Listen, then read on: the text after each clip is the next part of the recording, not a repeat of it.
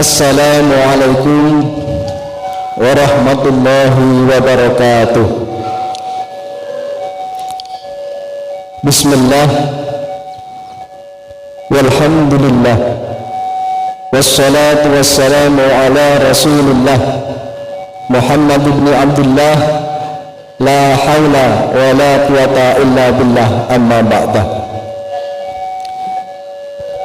Nuwun kepareng matur wonten ngarsanipun para sepuh, sesepuh, bini sepuh, haji sepuh ingkang satuhu dahat kinurmatan seluruh jamaah Masjid Al-Barakah dan kita semuanya yang hadir di masjid ini yang berbahagia. Mudah-mudahan kita semuanya dirahmati Allah Subhanahu wa taala. Amin amin ya rabbal alamin. Terus pundi kabaripun Bapak Ibu adik-adik? Alhamdulillah sehat wal afiat. Bapak Ibu dan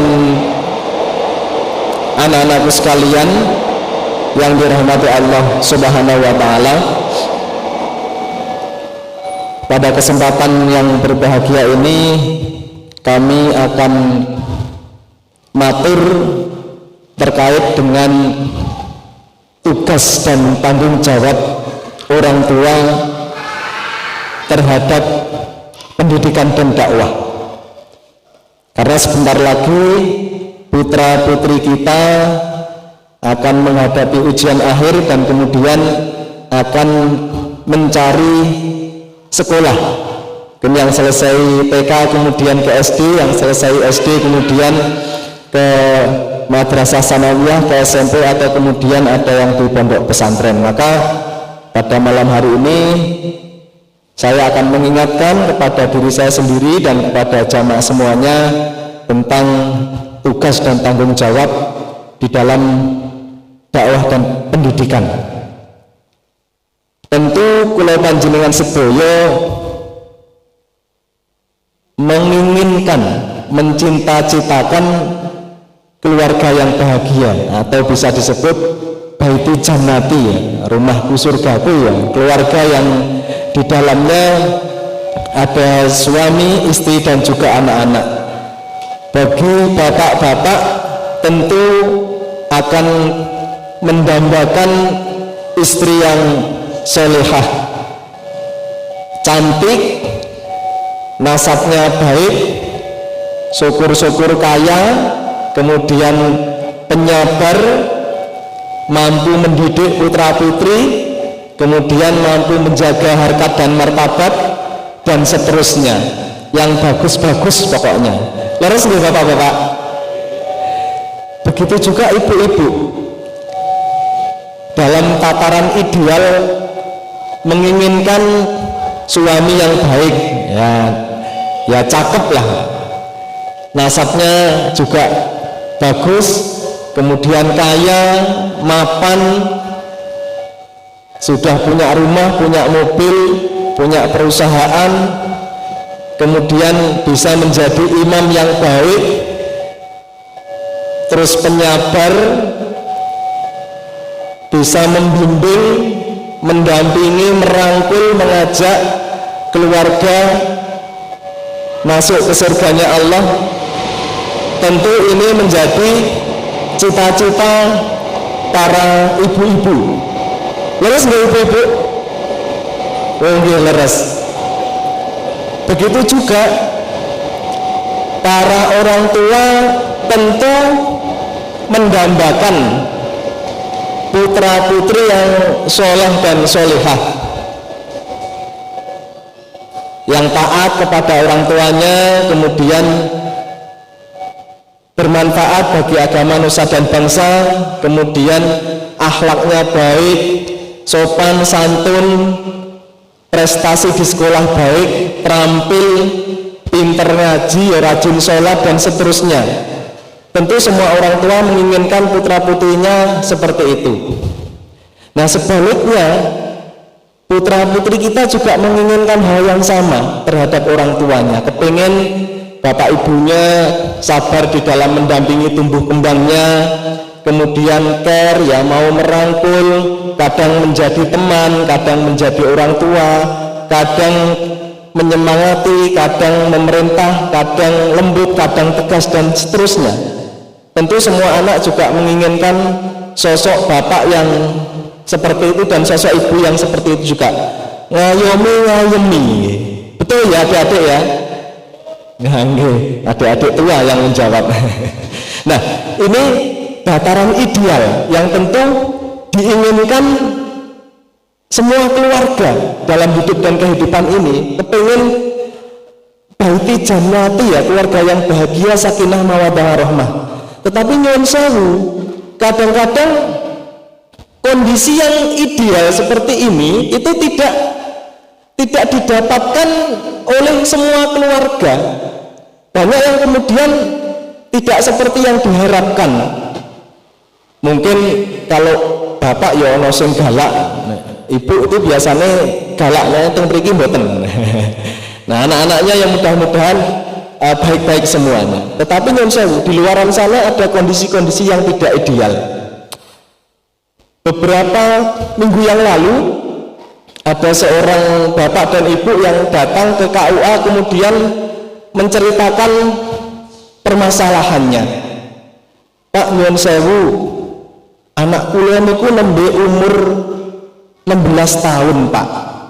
Nek badhe nikah dos pundi? Pikantuk napa mboten? Kula mboten tanglet. Lah kenapa Pak? Baru usia 16 tahun kok sudah mau menikah? Nyuwun sewu Pak, sampun hamil. Nah, ini kondisi real yang terjadi di sekitar kita. Bahkan di dalam 2 tahun saya bertugas di KUA itu lebih dari 15 catin calon pengantin yang kemudian menikah itu karena sudah hamil terlebih dahulu. Ini persoalan yang nyuwun sewu, tentu semua orang tua tidak menginginkan hal itu, tetapi ya terjadi. Sebagaimana saya matur, ada hal-hal yang kemudian tidak ideal terjadi di dalam lingkungan kita. Terus kemudian banyak juga yang hari ini kita lihat dan kita rasakan karena belajar anak-anak ini daring. Anak-anak kita yang dulunya tidak banyak berinteraksi dengan gadget, sekarang itu setiap saat, setiap waktu, sampai kemudian kita para orang tua ini bingung piye carane ngendeke gadget. Kalau melihat gadget itu untuk belajar, untuk daring, mengerjakan tugas nggak apa-apa, tetapi kemudian yang dilihat itu YouTube, kemudian TikTok dan seterusnya, dan itu sampai nyuwun sewu, ada yang sampai kecanduan. Nah, ini persoalan. Nah, kemudian ada juga putra-putri kita yang kemudian ketika usia SMP niku pun mboten kurang melih TPA. Alasannya isin.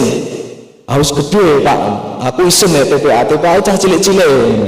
Nah, padahal ketika lulus SD itu belajar ngajinya belum fasih itu, masih belum sempurna.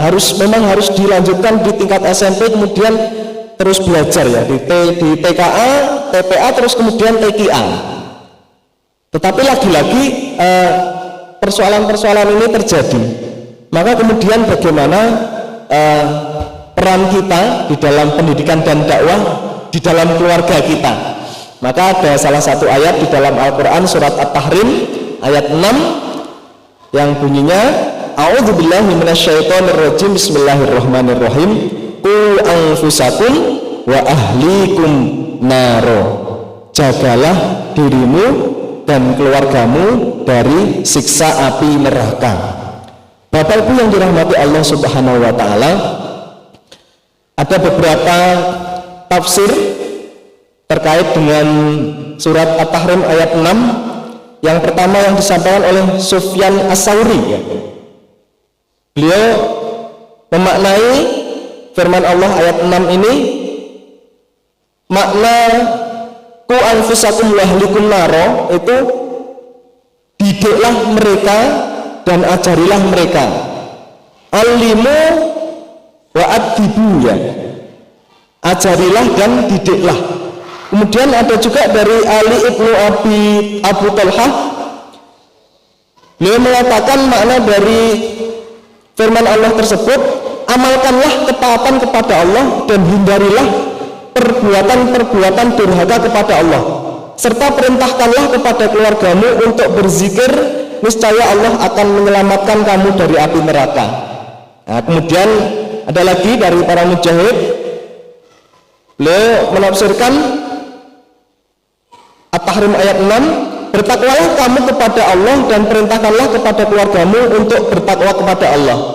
Kemudian ada lagi yang terakhir dari Qatadah, engkau perintahkan mereka untuk taat kepada Allah dan engkau cegah mereka dari perbuatan durhaka terhadapnya, dan hendaklah engkau tegakkan terhadap mereka perintah Allah dan engkau anjurkan mereka untuk mengerjakannya, serta engkau bantu mereka untuk mengamalkannya.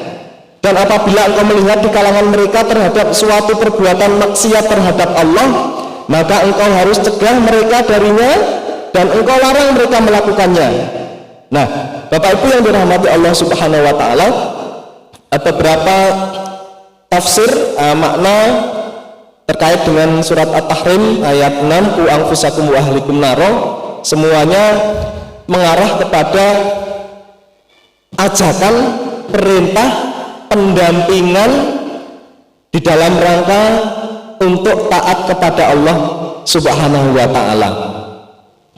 Tentu kewajiban kita mengajarkan kepada putra-putri kita tentang tauhid, tentang agama yang paling sederhana ya tentang syahadat, sholat, mengajarkan puasa, zakat, dan amalan-amalan yang lain ya, akhlak mulia dalam kehidupan kita sehari-hari. Kenapa keluarga? Ada sebuah syair Arab, madrasatul ula, ibu itu sekolah pertama bagi putra-putrinya. Nah, maka kemudian tanggung jawab pendidikan dan dakwah itu ada di dalam keluarga. Tentu ketika kita bicara efektivitas dakwah, efektivitas pendidikan, efektivitas pengajaran, ketika kita memberikan nasihat kepada putra-putri kita, kepada istri kita, atau kemudian istri mengingatkan kepada suaminya, maka dibutuhkan teladan ya, contoh. Ada yang mengatakan orang bijak 1000 nasihat itu tidak lebih berharga dari 1 teladan. Artinya teladan yang kita berikan kepada putra-putri kita itu dahsyat sekali, luar biasa efeknya terhadap perilaku putra-putri kita, terhadap perilaku keluarga kita. Maka sebagaimana yang difirmankan Allah ya, kita bareng-bareng kemudian mengajarkan kepada putra-putri kita, gandeng, mendampingi, rangkul, nek salah ya dielengke, nek benar ya kemudian disupport, disemangati, diberikan penghargaan, sehingga putra-putri kita tumbuh dan berkembang menjadi anak yang soleh-solehah. Dan harapan kita, apa yang saya ceritakan di depan tentang kondisi yang tidak ideal tadi tidak terjadi. Nah, mungkin muncul persoalan, ada kondisi di mana kita para orang tua memiliki keterbatasan di dalam mendidik dan mengajarkan agama kepada putra-putri kita. Maka yang kita lakukan ya menyekolahkan, bisa ke MI, bisa ke madrasah sanawiyah, bisa ke pondok pesantren, bisa ke madrasah diniyah, atau dimanapun sekolah yang ada di lingkungan kita. Tetapi yang paling utama, apapun sekolahnya, maka harus tetap diberikan pendidikan agama. Nah, itu ada di TPA, ada di madrasah diniyah, ada di pondok pesantren, banyak fasilitas, banyak tempat lembaga pendidikan yang kemudian mendukung tumbuh kembang pemahaman agama terhadap putra-putri kita. Maka ini yang kemudian menjadi tugas dan tanggung jawab kita bersama. Nah, Bagaimana ketika kita sudah melakukannya kemudian kita tetap tidak mendapatkan apa yang kita harapkan?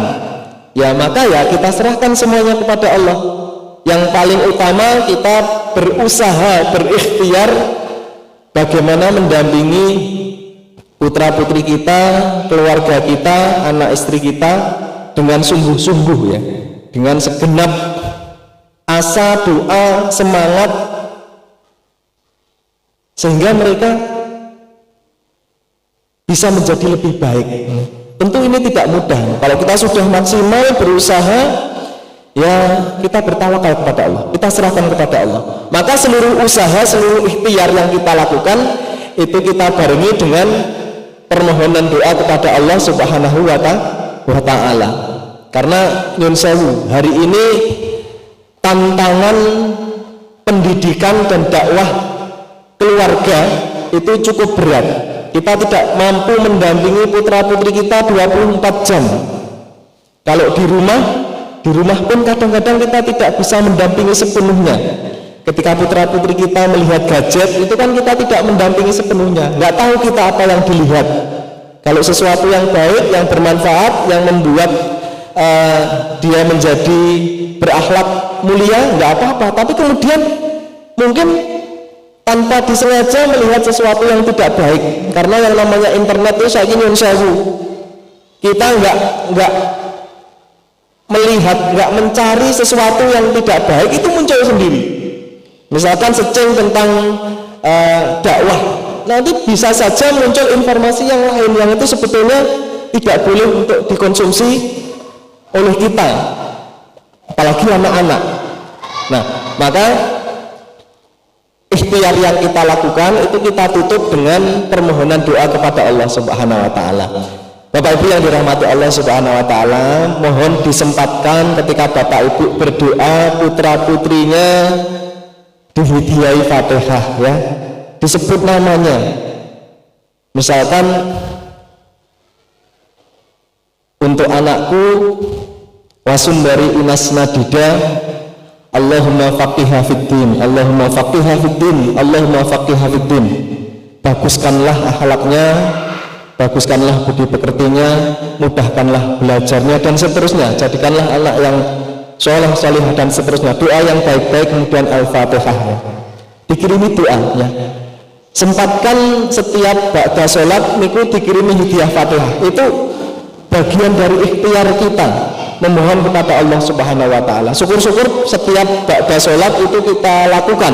Kalau tidak bisa ya setidaknya di dalam sholat 5 waktu itu ada 1 waktu yang kita gunakan untuk hadiah Fatihah buat putra-putri kita sebagai bentuk ikhtiar doa kita, ikhtiar kita, usaha kita, kemudian kita tutup dengan doa permohonan kepada Allah Subhanahu wa Ta'ala. Nah, Bapak Ibu yang dirahmati Allah Subhanahu wa Ta'ala, barangkali ini sedikit yang bisa saya sampaikan, mudah-mudahan bisa menjadi pengingat bagi diri kami dan kita semuanya, dan kita berdoa mudah-mudahan keluarga kita menjadi keluarga yang bahagia, sakinah mawaddah warahmah wal barokah, dan putra-putri kita tumbuh menjadi putra-putri yang soleh, solehah, baik akhlaknya, luhur budi pekertinya, dan mudah-mudahan menjadi putra-putri yang bermanfaat bagi agama, nusa dan bangsa. Amin, amin ya rabbal alamin. Demikian yang bisa kami sampaikan. Billahi min dzalik wa taufiq. Wassalamualaikum warahmatullahi wabarakatuh.